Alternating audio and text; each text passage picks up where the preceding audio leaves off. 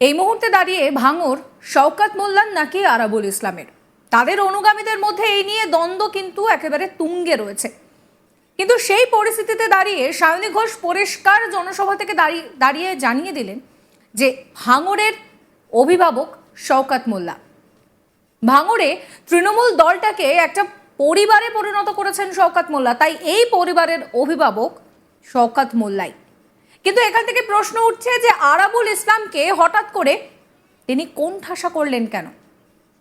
শুধু কোণঠাসা নয়, সায়নীর পরিষ্কার বক্তব্য যে যারা দলে থেকে দলের সঙ্গে গদ্দারি করেছেন তাদেরকে সরাতে হবে। সিপিএম, বিজেপি, আইএসএফ এগুলো তো পরে হবে। এই মুহূর্তে দাঁড়িয়ে যে ফিল্টার করার দরকার সেটা দলের ভিতরে করতে হবে। সায়নী বলছেন যে শওকত মোল্লা বিগত 3 বছর ধরে ভাঙরকে সময় দিয়েছেন। ভাঙর তৃণমূলকে একটা পার্টি থেকে পরিবারে পরিণত করেছেন তিনি। ভাঙর তৃণমূল একটা পরিবার, আর শওকত মোল্লা তার অভিভাবক। শওকত মোল্লাকে ভাঙরের রাজার আসনে বসিয়ে দিলেন সায়নী ঘোষ। ভোটের ব্যবধানে এখান থেকে জয়যুক্ত করেছেন সবার নেত্রী আমাদের।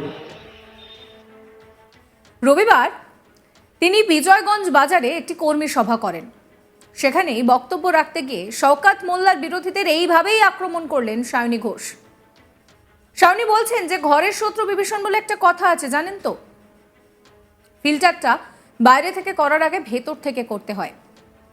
তৃণমূলের মধ্যে যদি কেউ ভিতর থেকে দলকে পরোক্ষভাবে ক্ষতি করে তাহলে তাদের বিরুদ্ধে ব্যবস্থা নিতে হবে। শওকত মোল্লা বিগত 3 বছর ধরে ভাঙরকে সময় দিয়েছেন। ভাঙর তৃণমূলকে একটা পার্টি থেকে পরিবারে পরিণত করেছেন। ভাঙর তৃণমূল একটা পরিবার, আর শওকত মোল্লা তার অভিভাবক। ভাঙরবাসীর কাছে শওকত মোল্লার কি গ্রহণযোগ্যতা সেটা যদি অন্য কারো মেনে নিতে সমস্যা হয় তাহলে সেটা তার সমস্যা। উনি কি বলছেন সেই নিয়ে মন্তব্য করব না।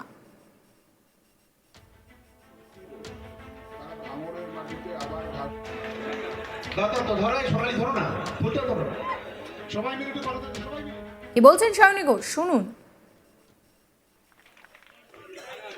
ভাঙরে তৃণমূলের শত্রু তৃণমূল কেন হবে? ঘরের শত্রু বিভীষণ বলে একটা কথা আছে, জানেন তো? আমরা সবসময় বলি যে ফিল্টারটা বাইরে থেকে করার আগে ভেতর থেকে করতে হয়। মানুষের চোখে মুখে যেটা আছে সেটা যে অন্তরে থাকতে হবে তার কোনো মানে নেই। কাজে তৃণমূলের কাছে এটাও চ্যালেঞ্জ যে যেরকম বিজেপি, আইএসএফ, সিপিএমের সঙ্গে লড়াই করতে হবে। যদি তৃণমূলে এমন কোনো এলিমেন্ট থাকে যারা পরোক্ষভাবে বা প্রত্যক্ষভাবে দলকে ক্ষতিগ্রস্ত করার চেষ্টা করছে তাদের বিরুদ্ধে ব্যবস্থা নিতে হবে। কি বলবো, দল বিরোধী কাজ বলবো। শওকত মোল্লা বিগত 3 বছর ধরে যেরমভাবে ভাঙরকে সময় দিয়েছে, পরে থেকে ইলেকশন করেছে, ভাঙরকে একটা পার্টি থেকে একটা পরিবারে পরিণত করেছে ভাঙর তৃণমূল কংগ্রেসকে। ভাঙর তৃণমূল কংগ্রেস একটা পার্টি নয়, ভাঙর তৃণমূল কংগ্রেস একটা পরিবার, এবং শওকত মোল্লা সেটার অভিভাবক। কাজে ভাঙরবাসীর কাছে শওকত মোল্লার কি অ্যাকসেপ্টেন্স সেটা যদি অন্য কারোর মেনে নিতে কষ্ট হয় তাহলে সেটা তার সমস্যা। এখন উনি কি বলছেন না বলছেন সেটা নিয়ে আমি মন্তব্য করতে চাই না। ভাঙরের মানুষ শওকত মোল্লা, মমতা ব্যানার্জি, অভিষেক ব্যানার্জি এবং ভাঙর তৃণমূল কংগ্রেসের উপর আস্থা রেখেছেন। সেটা নির্বাচনের ফলে আপনারা দেখতে পেয়েছেন, 2026-এ পুনরায় দেখতে পাবেন। ভাঙরে তো এক শ্রেণীর তৃণমূল কর্মীদের উপর হামলা হচ্ছে লাগাতার। ভাঙরে সেটা হতেই থাকে। আমরা কলকাতা পুলিশকেও এটা নিয়ে জানিয়েছি। আমরা চেষ্টা করব যাতে সবাইকে প্রোটেক্টেড এবং সুরক্ষিত রাখা যায়। সায়নী আরও বলছেন যে নির্বাচনের সময় যারা দলের পিঠে ছুরি মেরেছে তাদেরকে শনাক্ত করুন।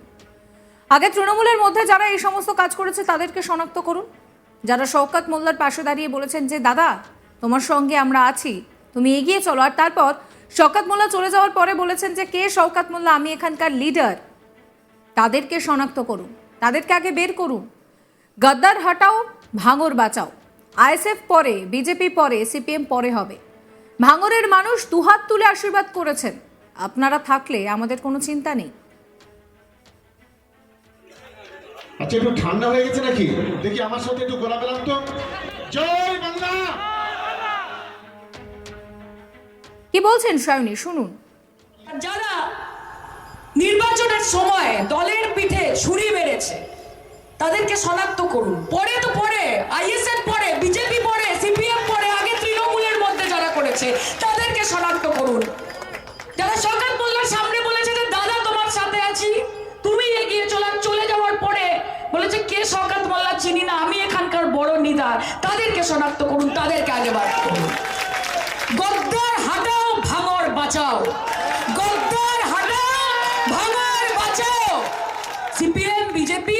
আইএসএফ এরা পরে হবে, আগে নিজের দলের ভেতরে যে গদ্দারগুলোকে আছে তাদেরকে শনাক্ত করতে হবে, তাদেরকে ছুঁড়ে ফেলতে হবে।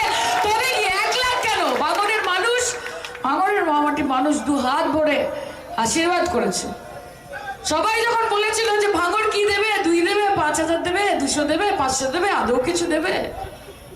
আদৌ আরে দাদার এনার্জি হয়ে গেছে একটু বেশি, বুঝতে পার? লাভ ইউ, থ্যাংক ইউ, বুঝতে পারছি, বলতে পার, ঠিক আছে। কাজে আপনারা থাকলে আমাদের কোনো চিন্তা নেই। এই নিয়ে আমার কলিগ প্রসেনজিৎ শাহর একটি রিপোর্ট দেখাবো। গত কয়েকদিন ধরে দক্ষিণ চব্বিশ পরগনার ভাঙড়ে তৃণমূল কংগ্রেসের 2 গোষ্ঠীর মধ্যে বিবাদ লেগে রয়েছে। একদিকে যেমন রয়েছে আরাবুল ইসলাম গোষ্ঠী, তেমনি অপরদিকে রয়েছে শওকত মোল্লা গোষ্ঠী।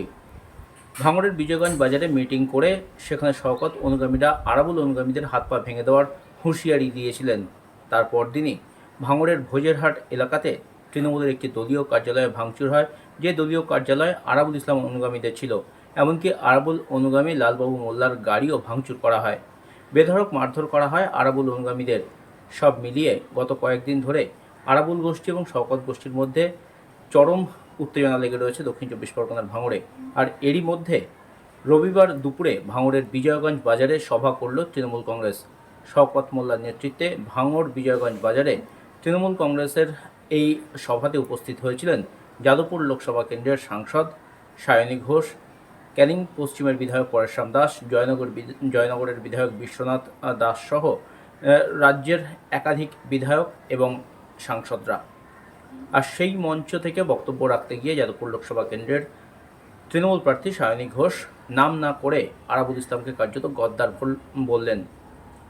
গদ্দার হটাও, ভাঙড় বাঁচাও এই স্লোগান তুললেন সায়নী মঞ্চ থেকে।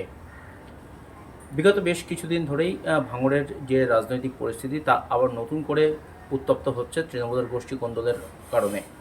আর এই পরিস্থিতিতে দাঁড়িয়ে যখন আরাবুল ইসলাম শুক্রবার রাতে সংবাদ মাধ্যমের মুখোমুখি হয়ে শওকত মোল্লাকে সিপিএমের হারমাত বলেছেন, সেই ঘটনারই পরিপ্রেক্ষিতে বা সেই ঘটনারই কাউন্টার হিসেবে কার্যত এদিনের সভা অনুষ্ঠিত হয় বলে মনে করছে রাজনৈতিক মহল। আর এদিনের সভা মঞ্চ থেকে একদিকে যেমন সায়নী ঘোষ আরাবুলের নাম না করে তাকে কটাক্ষ করেছেন, গদ্দার বলেছেন, তেমনি একের পর এক অন্যান্য বিধায়ক, অন্যান্য নেতৃত্বরা তারাও আক্রমণ করেছেন আরাবুল ইসলামকে। এই পরিস্থিতিতে দাঁড়িয়ে আরাবুল ইসলামের পরবর্তী পদক্ষেপ কী হয় সেটাই এখন দেখার। অন্যদিকে শওকত মোল্লা তিনি দাবি করেছেন আরাবুল কি বললেন না বললেন তাতে তার কিছুই যায় আসে না। সায়নী বলেছেন আরাবুল।